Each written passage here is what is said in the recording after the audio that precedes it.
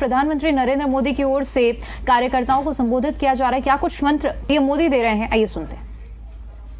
आप जब कॉलोनियों में जाते हैं, खास करके मध्यम वर्गीय परिवारों से मिलते हैं, तो आपका संवाद क्या होता है, बातें क्या होती है, मैं जरा जान सकता हूं आपसे? हाँ जी, संवाद होता है सर। वो संवाद होता है, लोगों से बातचीत होती है, लोगों का रिएक्शन बहुत बहुत ज्यादा, मतलब इतना खराब है आपदा के खिलाफ, बहुत ज्यादा। क्योंकि पीने के लिए पानी, लोग घर घर में पानी नहीं है पीने के लिए, लोग जाते हैं खरीद कर पानी पीते हैं, जिससे कि वो कहते हैं कि भाई हम इतने पैसे नहीं कमा सकते जो कि हम इतना खरीद के पानी पी सकें। और काफी गुहार लगाते हैं कि भाई हमारे गली मोहल्ले में पानी नहीं है, टूटी नालियां हैं, सड़कें भी टूटी हुई हैं। यानी शराब तो मिलता है, पानी नहीं मिलता है। हाँ जी, हाँ जी।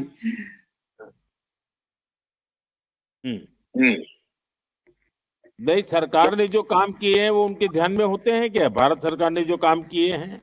हाँ जी, हाँ जी, उनसे तो बड़ी प्रसन्नता मिल रही है आपका नाम सुनकर। और मतलब बोलते हैं तो इतना उत्साहित हो जाते हैं, वो कहते हैं कि भाई मोदी जी को लेकर आओ ना। मैं कह रहा मोदी जी को आप लेकर आओगे, हम नहीं लेकर आएंगे।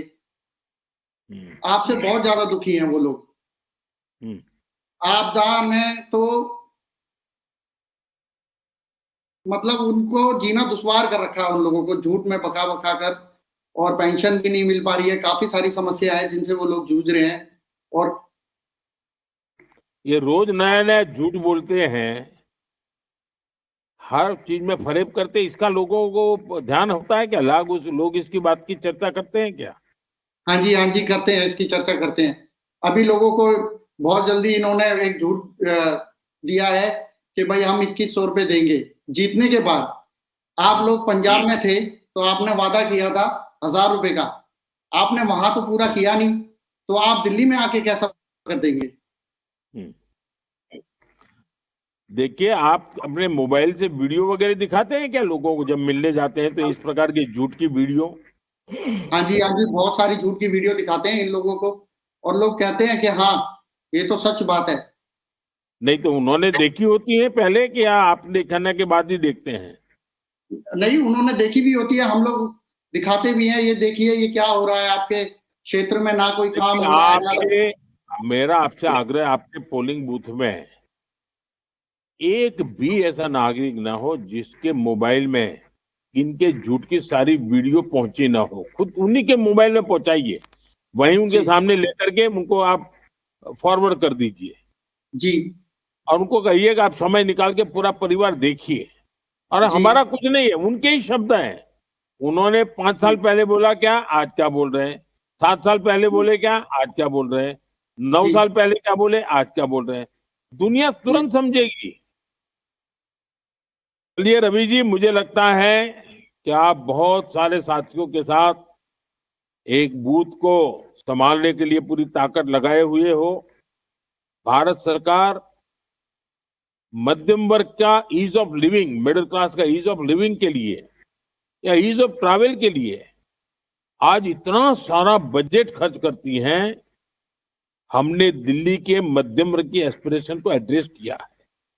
आज दिल्ली में चप्पे चप्पे तक मेट्रो पहुंची है, नेशनल हाईवे और एक्सप्रेसवे का जाल है। ये सब भारत सरकार कर रही है। दिल्ली के टॉप 10 बड़े अस्पतालों में से अधिकतर भारत सरकार के जिम्मे है। यहाँ कॉलेज और यूनिवर्सिटी पर भी केंद्र सरकार बजट खर्च कर रही है, पैसा खर्च करती है। दिल्ली में बड़ी संख्या में जो सरकारी कर्मचारी हैं, उनकी सैलरी भारत सरकार देती है। और दिल्ली में जो आप वाले आपदा ला करके बैठे हैं, वो क्या करते हैं? उसे अपने हिस्से का पैसा दिल्ली की गलियों में लगाना चाहिए था, सीवर सिस्टम बनाने में लगाना चाहिए था, पार्क बनाने में लगाना चाहिए था, स्वच्छता के लिए लगाना चाहिए था, पार्किंग की सुविधाएं बनाने में लगाना चाहिए था।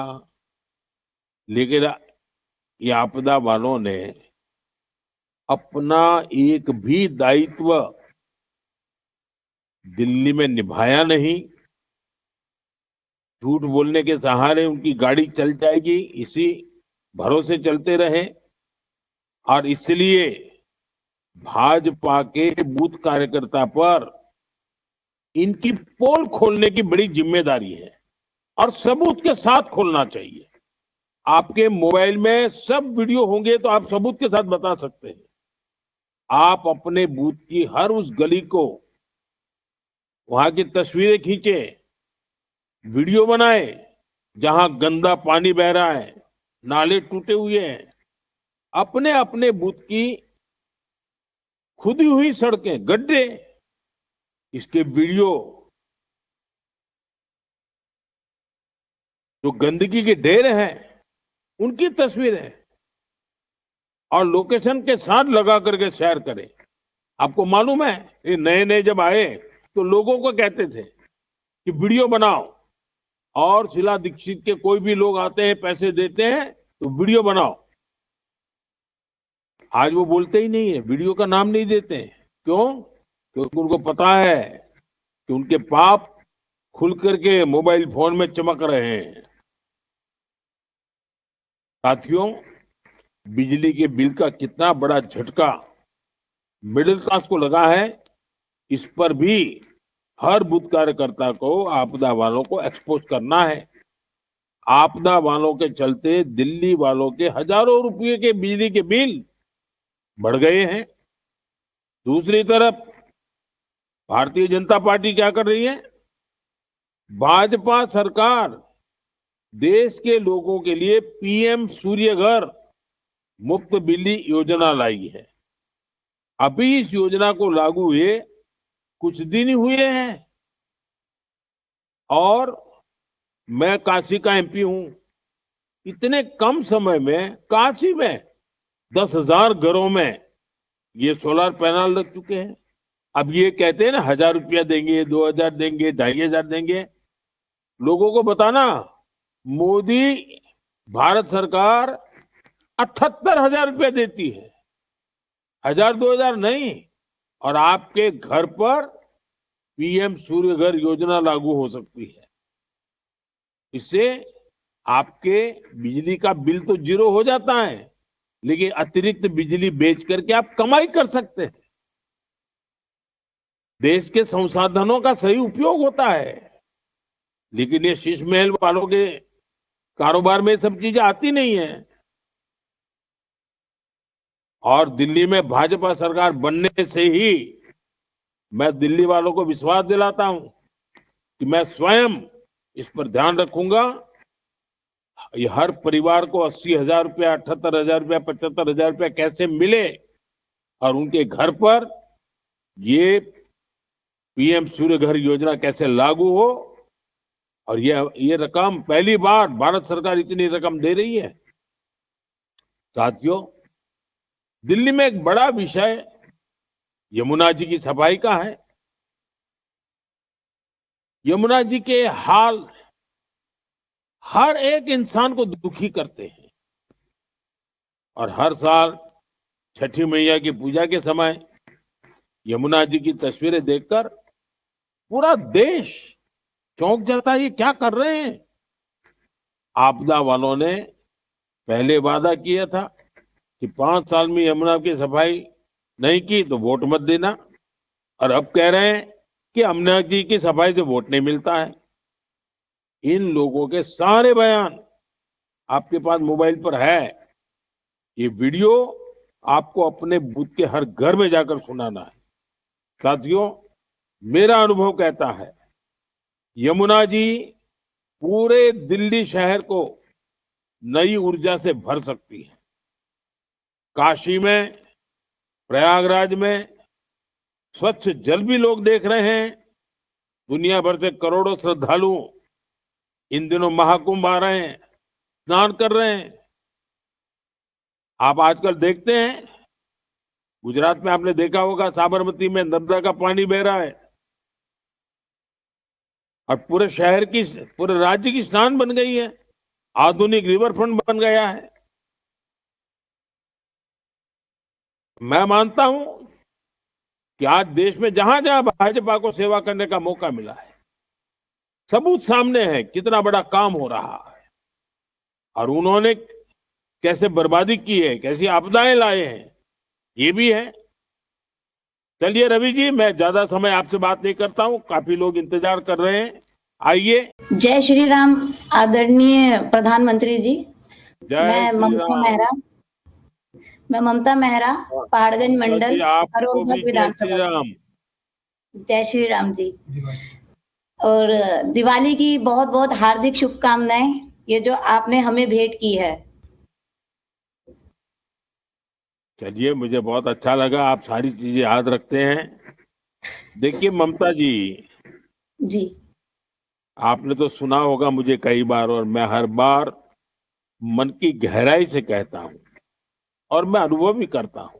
और आज नहीं, मैं सत्ता के सिंहासन से हजारों मील दूर था, तब भी मैं फील करता था कि मातृशक्ति का मुझे हमेशा आशीर्वाद रहा है। जी और मैं तो हमेशा मानता हूं कि माताएं बहनें ये मोदी का सबसे बड़ा सुरक्षा कवच है। जी ये बात सही है कि आज जी कुछ बिल्कुल सही है।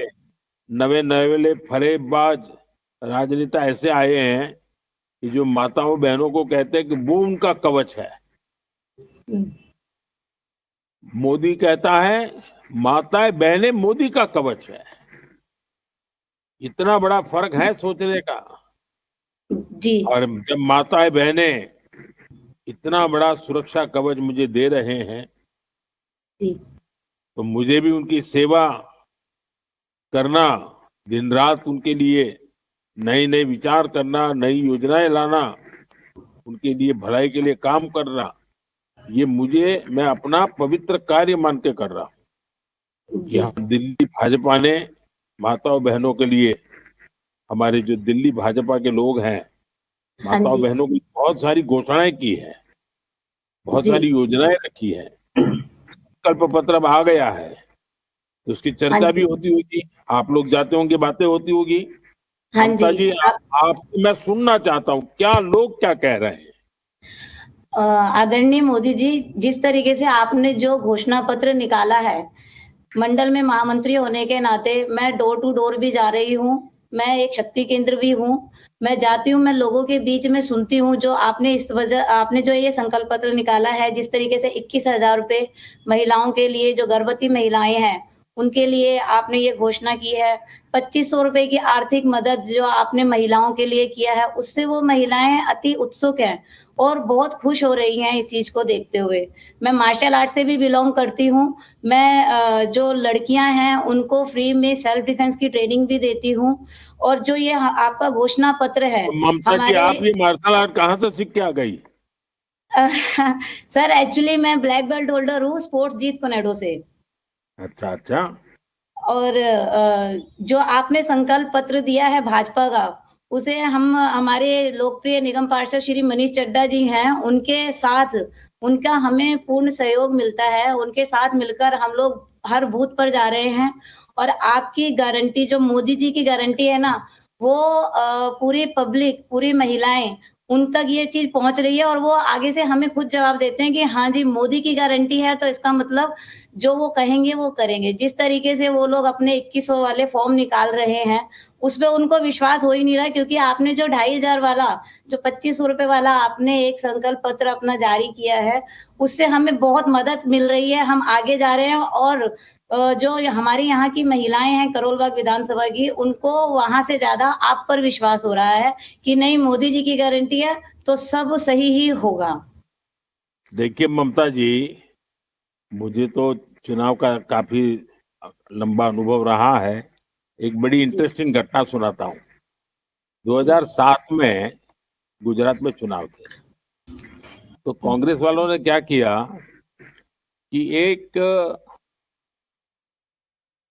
नमूना के लिए एक मैदान में एक मकान बना करके खड़ा किया, कार्डबोर्ड का मकान बनाया था उन्होंने, और फिर लोगों से उसकी फोटो दिखा करके बताते थे कि हम ऐसा घर आपके लिए बनाएंगे, फिर फॉर्म भरवाते थे। और मीडिया वाले भी लगातार दिखाते, देखो कांग्रेस वाले ऐसे मकान बनाने वाले हैं, गरीबों के लिए ऐसा मकान बनाने वाले हैं, और सबको लगता था ये इतना बढ़िया आइडिया है इनका कि वो चुनाव जीत जाएंगे। लेकिन गुजरात की जनता जानती थी कि ये मकान कार्डबोर्ड का बना करके दिखा करके, फॉर्म भरा करके, योजना का कार्ड दे करके ये जो फरेब करते हैं वो बाद में मुकर जाते हैं। और कांग्रेस बुरी तरह हार गई थी। ये दिल्ली में भी ये लोग कांग्रेस की नकल कर रहे हैं और ये कार्ड दे रहे हैं, फॉर्म भरवा रहे हैं, और उनकी पंजाब में सरकार है, सबको डुबो दिया उन्होंने। कांग्रेस वाले भी यही करते हैं।